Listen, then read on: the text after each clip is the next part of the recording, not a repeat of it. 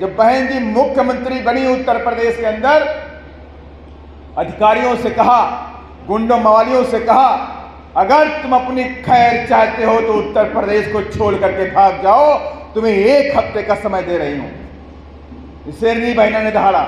1 हफ्ते के बाद पुलिस को फोन करके बता दिया, पुलिस अधिकारी को बुला करके, 1 हफ्ते का मेरा अल्टीमेटम खत्म हो गया है। मैंने 1 हफ्ते का अल्टीमेटम दिया था गुंडों मवालियों का, 1 हफ्ते का मेरा अल्टीमेटम खत्म हो गया। आप पूरी पुलिस को एक्टिव कर दो। प्रदेश के अंदर जो भी गुंडे, माफिया, बलात्कारी, भूमाफिया, जंगल माफिया, बालू माफिया, जितने भी आपको दिखाई पड़े, उन्हें पकड़ पकड़ के जेल के सलाखों के पीछे डालने का काम करो। और पुलिस एक्टिव हो गई, और पुलिस एक्टिव हुई, और पुलिस ने भी क्या किया, 20 दिन के अंदर 1,48,000 गुंडे, मवाली, बलात्कारी, भूमाफिया, हत्यारों को पकड़ पकड़ के जेल की सलाखों में डालने का काम किया। ये रिकॉर्ड है, ऑन रिकॉर्ड, 1,48,000। तभी मैंने कहा, गुंडों मवालियों, भागने की करो तैयारी, बहन जी की है इस बार बिहार में बारी। बीएसपी आने वाली है, हाथी छाने वाले हैं। अभी हमारे साथी गाने में गा रहे थे, हाथी के बारे में मैं भोजपुरी नहीं जानता है, लेकिन मुझे ये लगा इनकी गाने से कि हाथी मोहनिया से पटना जाने को तैयार खड़ा है। खड़ा है कि नहीं खड़ा है? कितने लोग चाहते हैं कि मोहनिया से हाथी पटना पहुंचे? हाथ जाके बताइए।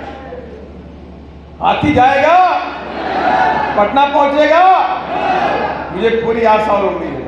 और जिस तरह से प्रदेश के अंदर अत्याचार छाया हुआ, उसको लेके मैं आप सबसे कहना चाहता हूं, मैं आप सबसे यही कहना चाहता हूं, गांव-गांव में जाइए, लोगों को समझाइए, बिहार तैयार है आने वाली बीएसपी सरकार। बिहार तैयार है आने वाली बीएसपी, मेरे साथ बोलिए, बिहार तैयार है आने वाली बीएसपी। ये बीएसपी की सरकार आने वाली है। फिर से मेरे साथ बोलिए, गुंडे मवाली तुम भागने की करो तैयारी, गुंडों तुम भागने की करो तैयारी। और बहन जी की अब की है, बिहार में बहन जी की अब की है, बीएसपी की सरकार होगी, गरीबों के सर पे ताज होगी। यही हमारा नारा। ये सरकार गरीबों की होती है। और जब हमारी सरकार होगी कि केंद्र बिहार के अंदर, जो नीतीश कुमार जी ने कहा कि 3-3 डिसमिल, 2-2 डिसमिल जमीन देने का काम करेंगे, कहा कि नहीं कहा? जिनके पास रहने की जमीन नहीं, उनके हम 2 से 3 डिसमिल जमीन देने का काम करेंगे। लेकिन हम ये नहीं कहते हैं, हमारा कहना है जो जमीन सरकारी है वो जमीन, अरे 3 डिसमिल छोड़ दीजिए, अगर 30 डिसमिल की जमीन सरकारी है तो जमीन। और जिस दिन भी एसपी की सरकार बन जाएगी, जिस दिन भी एसपी की सरकार बन जाएगी, लिख करके रख लो। आज मैं बोल के जा रहा हूं, लिख करके रख लो। आज तारीख 22 तारीख है, नहीं है? 22 महीना कौन सा है? 22 मार्च 2025। और लिख करके रख लो आज की तारीख। जिस दिन भी एसपी की सरकार बनेगी, प्रदेश के अंदर जितने भी हमारे गरीब गुरबा हैं, गरीब गांव में रहते हैं, इनके पास जमीन नहीं है, भूमिहीन लोग हैं, चाहे किसी जात का हो, उन सबको 2 से 3 एकड़ जमीन देने का काम करेंगे। 2 से 3 एकड़ जमीन देने का काम करेंगे, किसी जात का हो, चाहे वो चमार हो, चाहे वो दुसाद हो, चाहे पासी हो, चाहे गोरी हो, चाहे मुसलमान हो, चाहे बिंद हो, चाहे लोहार हो, चाहे निषाद हो, चाहे खटीक हो, चाहे कुशवा हो, जो भी है साथी, उन सबको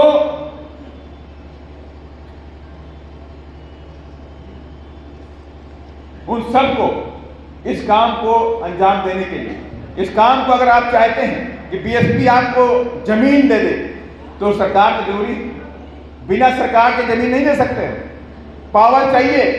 और हम जब उत्तर प्रदेश में पावर में आए, आदरणीय बहन जी मुख्यमंत्री बनी, तो बहन जी ने एक काम करने का काम किया। बहन जी ने कहा, हमारे लोगों पर जमीनें नहीं, गांव में मजदूरी करते हैं ये लोग, और मजदूरी में कोई 150 रुपये देता है, कोई 100 रुपये देता है।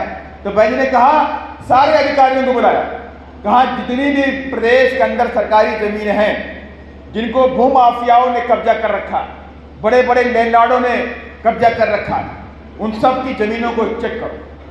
सारे लेखपाल दौड़ पड़े, सारे लेखपाल, सारे तहसीलदार रात दिन दौड़ना शुरू कर दिए और 2 हफ्ते के अंदर बहन जी से कहा, बहन जी हमारे पास 5 लाख हेक्टेयर जमीन प्रदेश में सरकारी पड़ी है जिस पर भूमाफियाओं ने कब्जा कर लिया। भूमाफिया ने कब्जा किया। फिर बहन जी ने कहा ठीक है 5 लाख एकड़ जमीन है। हाँ बहन जी 5 लाख एकड़ जमीन। अब कहा जितने भी हमारे भाई हैं गरीब गुरबा हैं जिनके पास जमीन नहीं उनकी लिस्ट बनाओ, गांव गांव लिस्ट बनाओ जाकर के। सारे अधिकारी दौड़ गए, गांव गांव लिस्ट बनना शुरू हो गई और फिर बहन जी ने कहा लिस्ट बन गई। अधिकारी ने कहा बहन जी हाँ सब लिस्ट बन गई। अब कहा पुलिस लेकर साथ में जाओ और जिन माफियाओं ने कब्जा किया वो जमीन को छीन लो और तुरंत पुलिस लेकर के जाओ, हमारे गरीब लोगों को उस पर कब्जा दिलवा करके आओ, उनकी फसल लगवा करके आओ। और सारी पुलिस गई, रातों रात गांव गांव पहुंच गई। जितने भी माफिया थे डर के मारे तो ऐसे ही भाग गए। कहा रे बहन जी का राजभाग, चलो छोड़ो जमीन, छोड़ो जमीन, छोड़ दिए। पुलिस गई, अपने सामने नपवा करके राम बिहारी राम, सुरेश राम, विक्रम राम, धरेंद्र राम, फलाने पासवान, धमाके पासवान, सुरेंद्र पासवान, ऐसे सबको पकड़ पकड़ के जिसके पास भी जमीन नहीं थी 2 से 3 एकड़ जमीन देने का काम कर दिया। और आज तक वो जमीन लेकर के काम, ये हमारी नीति है। और शिक्षा के क्षेत्र में बहन जी ने अपूर्व काम किया है। आज तक शिक्षा के क्षेत्र में कोई प्रदेश बहन जी का मुकाबला नहीं कर सकता। प्रदेश तो छोड़ दीजिए, ये डबल इंजन की सरकारें जो केंद्र में बैठी हैं ये भी मुकाबला नहीं कर सकती बहन जी के कामों के बराबर। कहते नहीं कहते बगल वाले हमारे यहाँ डबल इंजन की सरकार, कहते नहीं कहते। एक इंजन तो फेल हो गया, बड़ा वाला इंजन खींचे जा रहा, सारा पूरा इंजन वहां फेल हो गया उनका। आप तब भी कहते डबल इंजन की सरकार है। भाई कौन डबल इंजन? एक इंजन उधर जा रहा है, एक इंजन उधर जा रहा है, बीच में जनता पिस रही है और कहते हैं डबल इंजन की सरकार। ये डबल इंजन की सरकार वाले कोई काम नहीं कर पाए।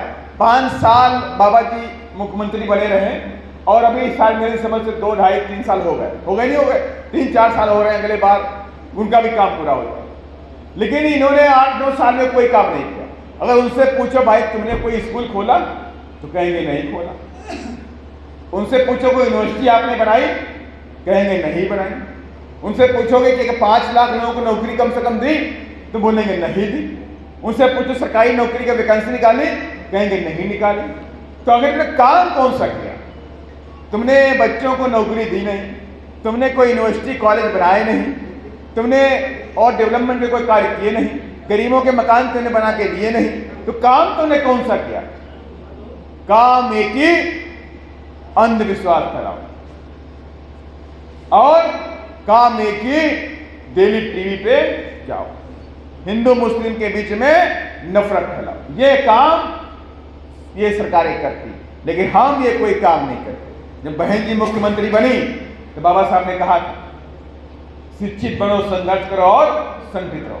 शिक्षित बनने के नाम पर अगले बहन जी ने उत्तर प्रदेश में 5 विश्वविद्यालय खोलने का काम किया। 5 साल के कार्य क्षेत्र में 5 विश्वविद्यालय खोले। बहुत से लोग साथी जाते हैं नोएडा, जाते हैं नोएडा की तरफ, तो नोएडा में आपने देखा होगा बहुत विश्व प्रसिद्ध विश्वविद्यालय खोला। गौतम बुद्धा यूनिवर्सिटी खोलने का काम किया। स्पेशल कंपोनेंट प्लान के तहत उसको खोलने का काम किया गया। इतना भव्य, आपको लगता है कहीं स्वर्ग में आ गए, ऐसा विश्वविद्यालय माननीय बहन उत्तर प्रदेश में खोलने का नोएडा में किया। और सबसे बड़ी बात, जो हमारे भाई बंधु होते हैं जिनका हाथ खराब है, जिनका पैर खराब है, अल्पजन होते हैं, जिसे दिव्यांग बोलते हैं, उनके भाइयों के लिए बहन जी ने लखनऊ के अंदर डॉक्टर शकुंतला मिश्रा विश्वविद्यालय खोलने का काम किया। पहला विश्वविद्यालय है देश के अंदर पहला विश्वविद्यालय अल्पजन लोगों के लिए, दिव्यांग लोगों के लिए खोलने का काम किया, ताकि जो बच्चे हमारे होते हैं, पैर नहीं खराब है, हाथ खराब है, आँख खराब है, किसी का कोई भी प्रॉब्लम है बॉडी के अंदर, तो ऐसे बच्चों को पढ़ लिख कर भी अपने पैरों पे खड़े होने का अधिकार। और बहन जी ने उत्तर प्रदेश में डॉक्टर शकुंतला मिश्रा विश्वविद्यालय उत्तर प्रदेश में लखनऊ में खोलने का। और उसमें आपने देखा भी होगा कि एक लड़की, अमिताभ बच्चन का जो केबीसी आता है कौन बनेगा करोड़पति, याद नहीं आता? एक बच्ची जो आंखों से उसकी आंखें चली गई थी, वो एक्सीडेंट में उसकी आंखें चली गई थी, वो बच्ची वहां से पढ़ाई करी और पढ़ने के बाद केबीसी में मेरी समझ से 2 करोड़ रुपया, 5 करोड़ रुपया उसने जीतने का काम किया। किया नहीं किया? ये जानते नहीं जानते आप लोग? हैं जानते हैं आप लोग? ये कौन सा विश्वविद्यालय था जिसको बहन जी ने खोलने का काम किया? और यही नहीं, उर्दू फारसी मानर कांसी राम साहब उर्दू फारसी विश्वविद्यालय भी खोलने का काम उत्तर प्रदेश में किया, उर्दू को बढ़ाने के लिए किया। और मुस्लिम समाज के लोगों को बहकाया जाता है कि आपके लिए कुछ काम ही नहीं हो रहा। मैं उनको एग्जाम्पल दे रहा, उत्तर प्रदेश पहला राज्य बना जहां मुस्लिम समाज के लोगों को मान्या बहन जी ने ओबीसी का सर्टिफिकेट भी देने का काम किया। वो किस दिन है? आदरणीय बहन कुमारी मायावती।